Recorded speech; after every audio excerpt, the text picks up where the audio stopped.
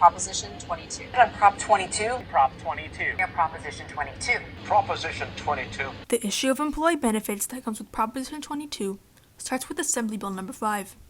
Assembly Bill Number 5, also known as AB 5, states that a person providing labor or services for remuneration shall be considered an employee rather than an independent contractor unless the hiring entity demonstrates that the person is free from control.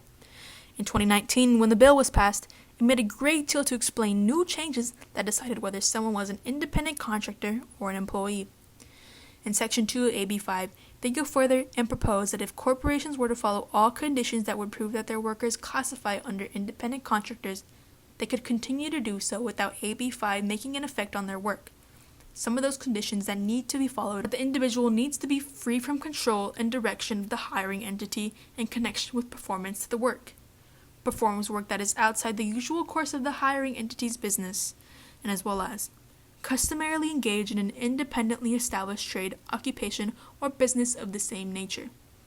If corporations couldn't prove that their workers are independent contractors, they would have to classify them as employees and would be required to give them California worker benefits.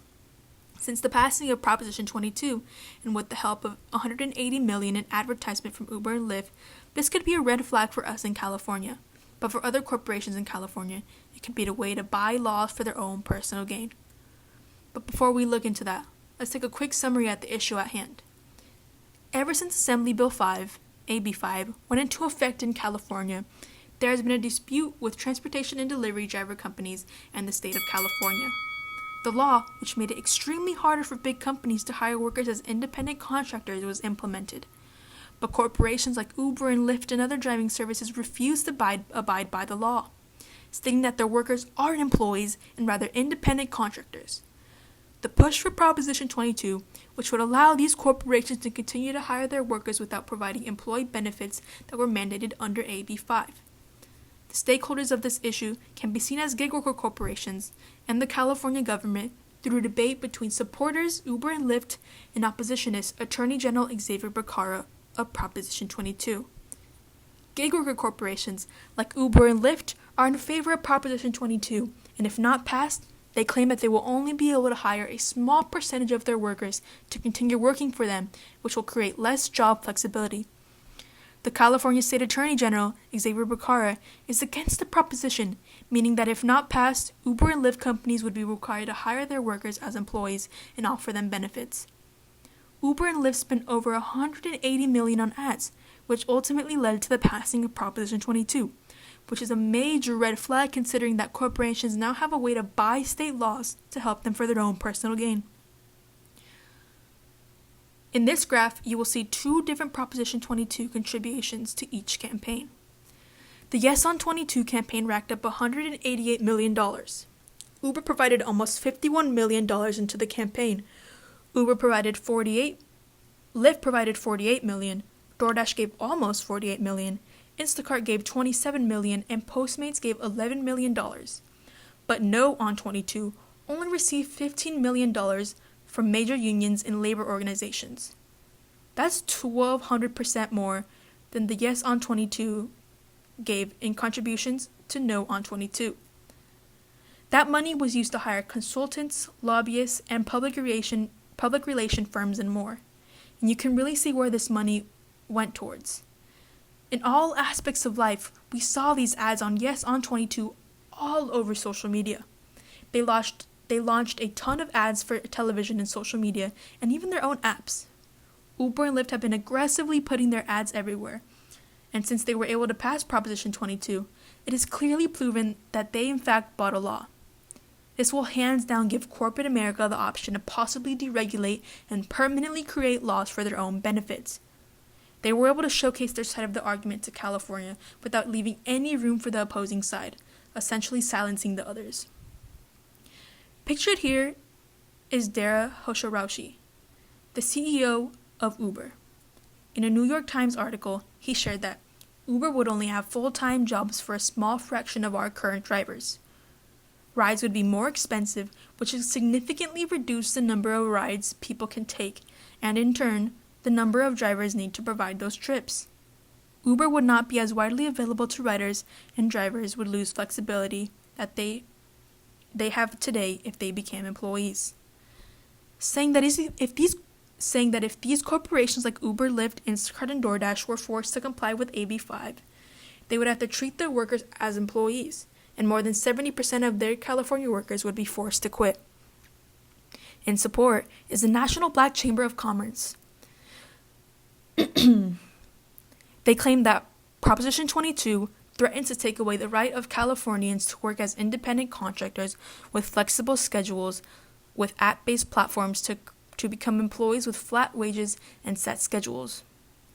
They then further bring that the point in saying that app-based drivers and delivery services are heavily relied on by minority communities.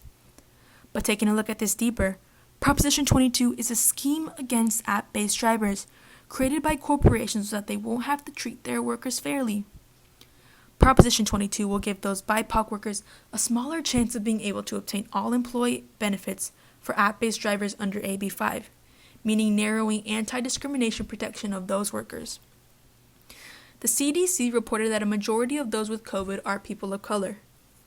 In this graph, we can see Hispanic Latinos are 1.7 more times likely to have COVID. Black and African Americans are 1.4 times more likely. Natives are 1.8 more times likely, and Asians are 0.6 more times likely to catch COVID. But what many fail to realize is that under Proposition 22, these healthcare services for workers would weaken workplace safety because it would completely cut off access for their workers. Proposition 22 will cancel emergency sick leave laws that were passed in major cities here in California. And to look at this even further, in a survey done by UC Santa Cruz, it indicated that 78% of those gig drivers that work for Uber and Lyft and all of those corporations were people of color, meaning that their workers, which are mainly people of color, will lose their right to healthcare under AB5, which puts them at an even greater risk of potentially getting sick during this pandemic. Proposition 22 weakens healthcare, which will disproportionately hurt Black and Indigenous people of color. These are the people that will be affected by these anti-discrimination laws that will be taken away with the passive Proposition 22 that were mandated under AB5. We can see that Prop 22 is literally against people of color. It took away workers maximizing worker benefits under AB5 that gave them a watered-down version instead of it. In the initiation text of Proposition 22, it states that after the effective date of this chapter, the legislature may amend this chapter by a statute passed in each house of the legislature by roll call vote, entered into the journal.